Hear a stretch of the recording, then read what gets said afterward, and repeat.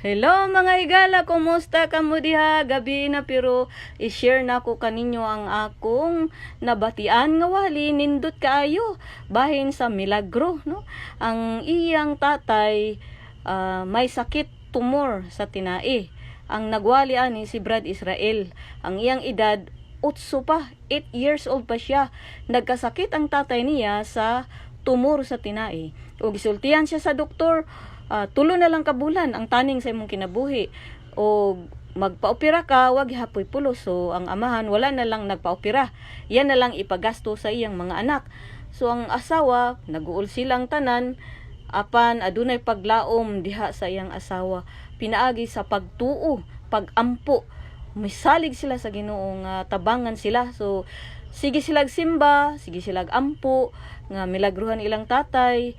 Og giingnan siya sa iyang asawa, sa iyang nanay ba, giingnan iyang tatay na kung gusto ka mo taas-taas imong kinabuhi, sundag yug ko. Sundo na to ang healthy lifestyle, kanang vegetarian. Unya magkaon kag prutas, mag-exercise ka. So mo to gisunod sa iyang papa, og mangaon sila karning manok, magtago-tago ang mga bata aron di maibog ang ilang papa.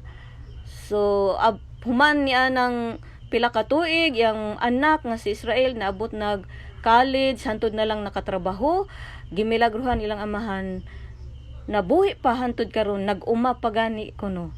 So maing ana sabta no, kung magamping di ata sa atong kagalingon, kita nga mga tigulangon na, ang mga batanon okay ra kung magkaon sila karne perme, pero kita nga mga bata, mga may edad-edad na labi ng 60 years old pataas, kinahanglan na ta magamping sa atong lawas. So adunay mga pagkaon nga dili angay natong pagakanon, no, kay taas kayo ang kolesterol, mo ni ko sa heart attack, sa blood high blood, no, high blood.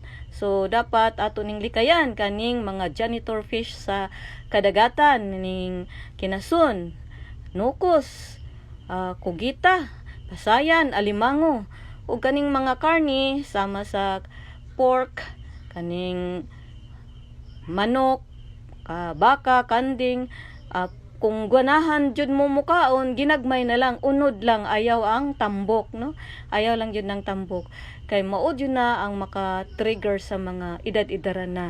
So amping ta mga higala, ato ning likayan kung mosunod mo sa akong sulti na layo ta kay doktor, pero kung atong kagalingon gusto ang atong sundon kay lami gyud ikaon, kung pwede ginagmay lang. Pero kung inyong daghanon na kuyaw, kanunay kang magpaduol kay doktor, may lang na og daghan kag pundo, no.